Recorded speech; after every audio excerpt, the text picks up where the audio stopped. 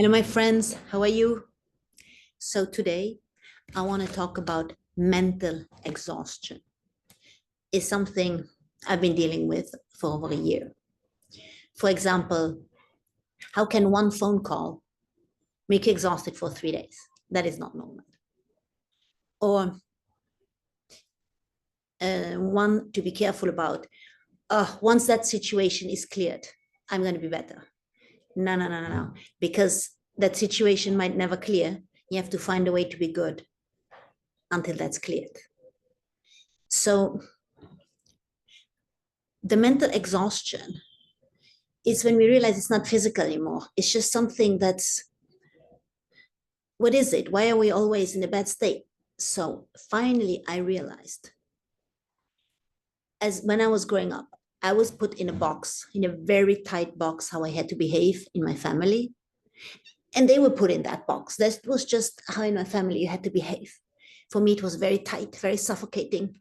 It took all my life lust away. My curiosity, I didn't want to live anymore. So, and now, unconsciously, I put myself back in there because I've been in that box for so long. Being in that box, and it made me a weak, sick version of myself, the bulimia, the substance abuse, and all that. And even now that's over. I've been dealing with that for decades. So, decade long habits or ways of doing usually need some time of undoing. The inside is the first step. And very rarely something happens and boom, the shift is done. And that's amazing. But most of the time, getting a powerful insight is the first step. Then you need to catch yourself and readjust and readjust and readjust until the new way becomes the default mode. For example,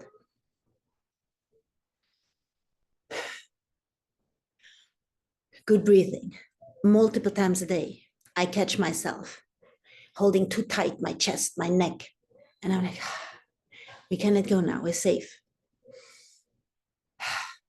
And I relax my upper body multiple times a day. Or this exhaustion thing. It didn't show so much from the outside because I'm very good at forcing myself to do things. That always goes for a while. Then something not good happens. Like I was working, exercising, doing inner work, but I felt dead inside. I did not feel alive. That is the thing. I did not feel alive. So now, when I'm exhausted, this happened 2 days ago. I wanted to go to yoga and then I really didn't feel like going. I was completely exhausted. And I'm like, stop. You don't have to go. Just relax. You don't have to go. And then I relaxed. I just sat down. Okay. I just took the pressure out of me. And in with something like 10, 20 minutes, it was good. I was like, let's go. And so I went and it was good. So it's this taking the forcing out of things.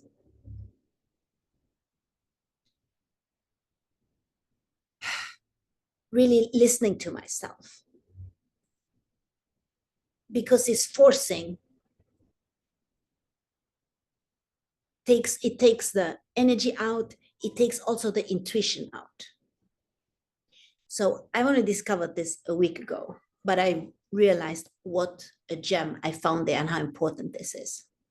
So then it can get more tricky is, for example, I'm 1 week in Mexico now, and I've been doing a lot of inner work. I've been quite busy, so it's been quite like nonstop. And so yesterday I felt exhausted. And then I'm asking myself, is this now mental exhaustion or is it real exhaustion? How am I supposed to know?